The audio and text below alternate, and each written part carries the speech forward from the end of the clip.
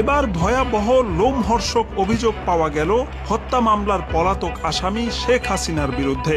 তিনি নিজে জেলখানায় ঢুকে মেজর বজলুল হুদাকে জবাই করে হত্যা করেছেন।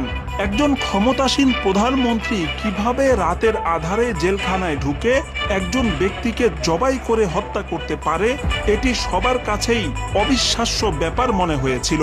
যদিও এই কথাটি সেই 2010 সাল থেকেই বাতাসে ভেসে বেড়াচ্ছে। তবে এবার হাসিনার পতনের পর মেজর বজলুল হুদার ছোট ভাই নুরুল হুদা প্রকাশ্যে ঘোষণা দেওয়ার পর বিষয়টি এখন টক অব দ্য কান্ট্রিতে পরিণত হয়েছে। আমার ভাইকে খুনি, সিরিয়াল খুনি শেখ হাসিনা জেলখানায় ঢুকে নিজ হাতে জবাই করে হত্যা করেছিল।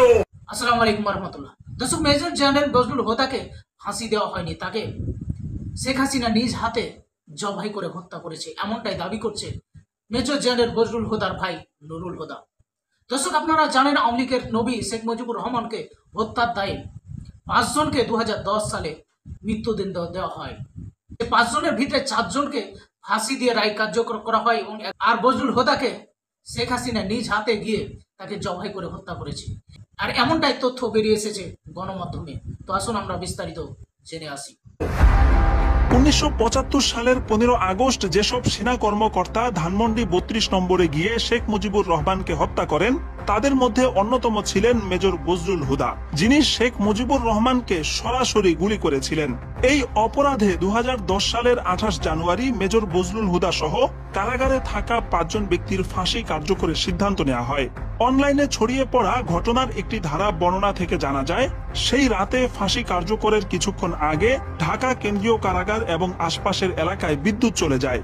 সে সময় দুটো কালো পাজেরো গাড়ি কারাগারে প্রবেশ করে, যার একটিতে ছিলেন স্বয়ং প্রধানমন্ত্রী শেখ হাসিনা। 5 জনের মধ্যে 4 জনকে মঞ্চে নিয়ে ফাঁসিতে ঝুলানো হলেও মেজর বজলুল হুদাকে সেখানে আনাই হয়নি।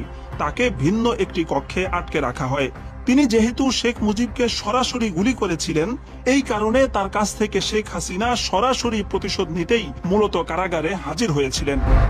ঘটনার বিবরণী থেকে জানা যায়, গরুকে জবাইয়ের সময় যেভাবে চেপে ধরা হয়, ঠিক সেভাবে 4 জন ব্যক্তি মেজর হুদাকে চেপে ধরে। এরপর শেখ হাসিনা তার বুকে পা রেখে জল্লাদকে ছুরি চালানোর আদেশ দেন।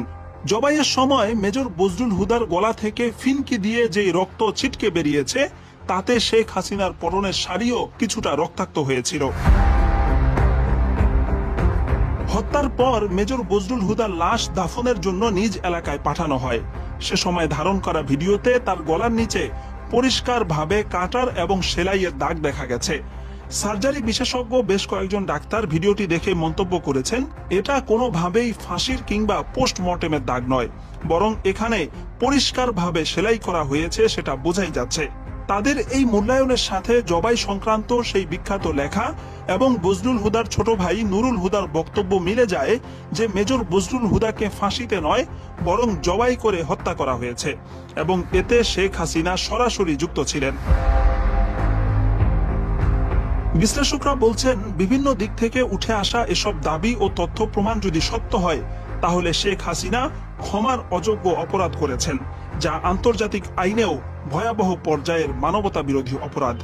এমতাবস্থায় বিভিন্ন মহল থেকে মেজর বজলুল হুদার মৃত্যুর বিষয়ে বিচার বিভাগীয় তদন্ত দাবি করা হচ্ছে এবং তদন্তে সেই ঘটনা সত্য প্রমাণিত হলে শেখ হাসিনাকে দেশে ফিরিয়ে সর্বোচ্চ শাস্তির মুখোমুখি করারও দাবি জানিয়েছেন সামাজিক মাধ্যমের অজস্র মানুষ।